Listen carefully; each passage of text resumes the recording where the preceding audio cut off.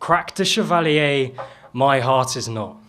But this humble palisade wall is really all I've got to stave off the loneliness and heartbreak that being a teenager brings. But I'm not talking about devotion or infatuation, because I don't know about those things.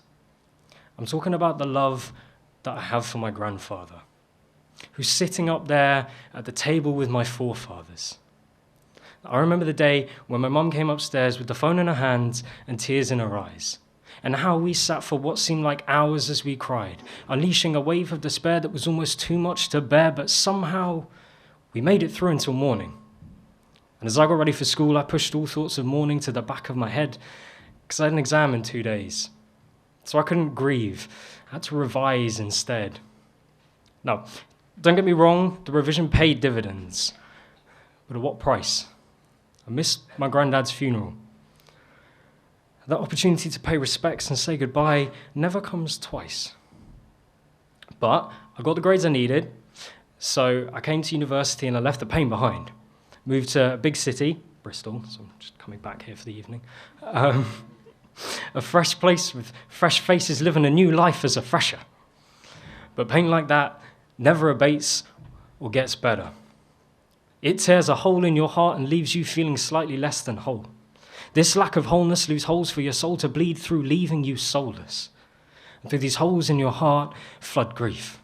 That is translated into the language of art through the medium of poetry and inspired by the memory and the belief that my granddad lives on in what I say and what I do. It's this poem. I didn't write it for me, Grandad. I wrote it for you. Thank you.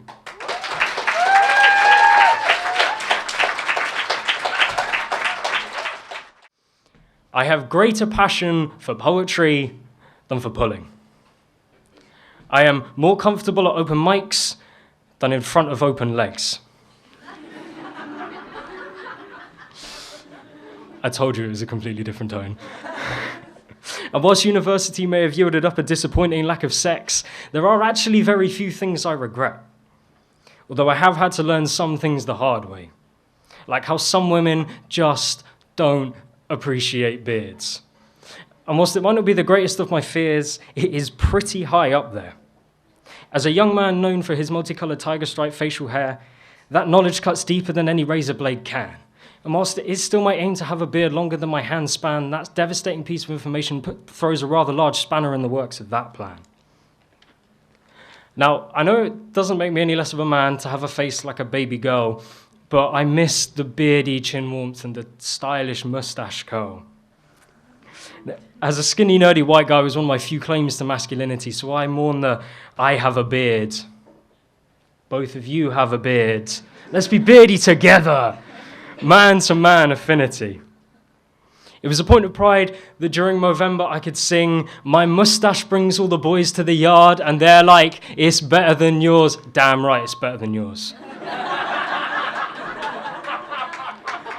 And as I walked down the street, I was looked at with awe, and underneath inferior mustaches, mouths fell to the floor. But alas, those days are no more, because there's a girlfriend on the scene.